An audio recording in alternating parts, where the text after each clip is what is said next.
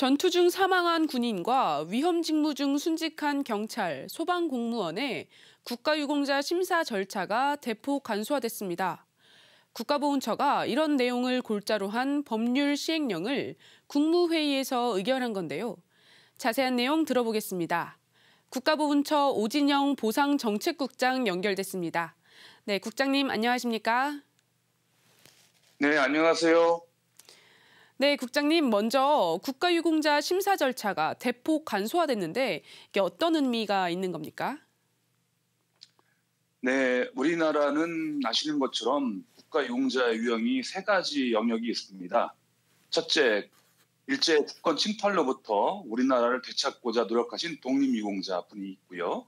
또 둘째는 전투 또는 국가수호 등과 관련된 직무 수행 중에 사망하거나 부상을 입으신 전몰전상군경, 네. 또 순직공상군경, 또 셋째는 우리나라의 민주화를 위해 노력하신 4.19 혁명 유공자분 등이 있습니다.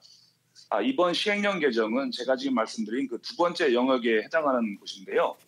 전투 또는 이에 준하는 직무 수행이나 화재 진압, 거민검거 등 국가수호, 안전보장과 관련이 있는 직무 수행 중에 사망하셔서 전몰군경이나 순직군경에 명백히 해당할 때는 보훈심사위원회 심사를 거치지 않고 바로 국가유공자로 결정하게 됨으로써 국가를 위해 헌신하신 분들을 보다 빠르게 예우하고 지원하고자 하는데 의의가 있습니다. 네, 그럼 구체적인 절차는 어떻게 되고 또 기존과 비교하면 어떤 점이 더 간결해진 겁니까? 네, 현재 유족분들이 등록 신청을 하게 되면 육군본부, 해군본부, 공군본부 이렇게 각군 본부에서 관련 자료를 회신받습니다.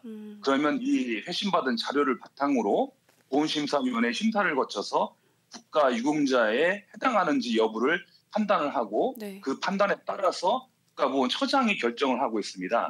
네, 이번 법령 개정으로 국군본부의 전공사상심사에서 전사나 순직 일형으로 결정되었다면 유족 등록 신청을 받아서 약 3, 4개월 소요되는 그 자료 회신과 보훈심사의 심사 절차를 하지 않고 바로 국가유공자로 결정하게 되는 것입니다.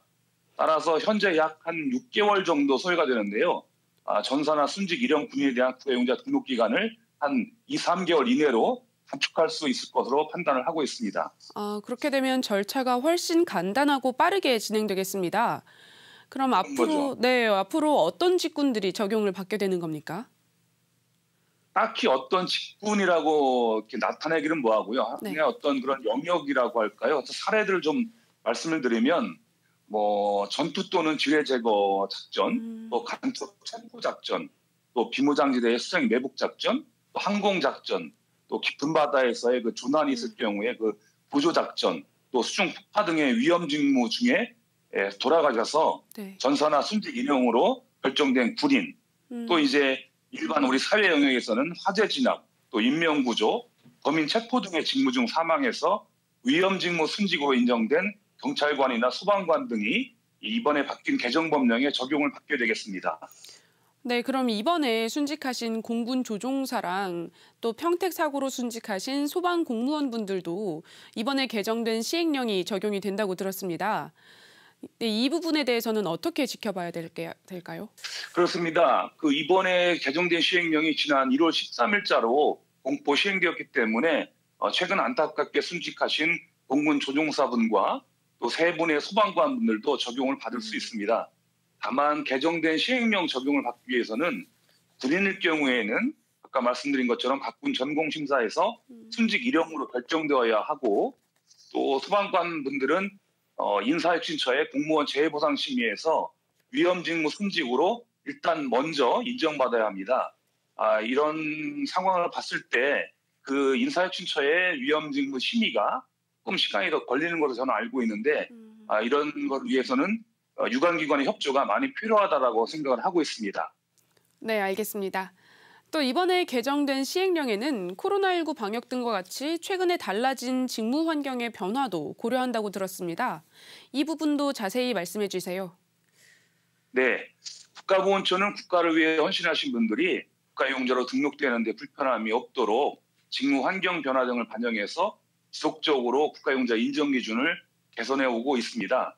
그 일환으로 최근 코로나19 감염병 발생으로 군인이나 경찰, 소방관 분들이 이 감염병의 확산 방지, 또 감염병 환자들의 이송이나 치료 등의 관련 업무를 수행하게 되는 일이 많아지지 않았습니까? 네. 따라서 국가용사 인정기준 직무 범위에 이러한 내용들을 반영을 하였습니다. 또 직무 관련성을 판단할 경우가 있는데요. 이럴 때도 대상별로 직무의 특성과 당시 그 어떤 사건이나 이런 상황을 다시 종합적으로 고려해서 직무 환경 변화에 능동적으로 저희들이 대응할 수 있도록 하였습니다. 또한 복무 중의 질병 발병과 관련하여서는 그간의 국가수호 안전보장 등과 관련된 직무 수행이나 그 교육훈련 중 직접적인 원인이 되었던 것만, 예를 들자면 급성으로 발현된 뇌경색, 뇌출 등의 질병만 국가용제에 해당한다라고 저희들이 인정을 해왔었는데요. 앞으로는 국가수호 안전보장이나 또 여러 가지 그 직무 수행과 직접적으로 질병 발생이 주된 원인으로 발병하였다고 의학적으로 인정된다면 그게 뭐 급성이냐 아니냐 여부를 따지지 않고 국가용자로 인정할 수 있도록 저희들이 기준을 완화하였습니다. 가급적 희생하신 분들의 입장에서 보훈 심사가 진행될 수 있도록 국가가 노력한다라고 하는 의미로 받아들이시면 될 것 같습니다. 네, 오늘 말씀은 여기까지 듣겠습니다. 네, 보이지 않는 곳에서 국민들을 지키기 위해 노력하신 모든 분들이 합당한 예우를 받게 되길 바랍니다. 지금까지 국가보훈처 오진영 보상정책국장과 말씀 나눠봤습니다. 국장님, 오늘 말씀 감사합니다. 네, 감사합니다.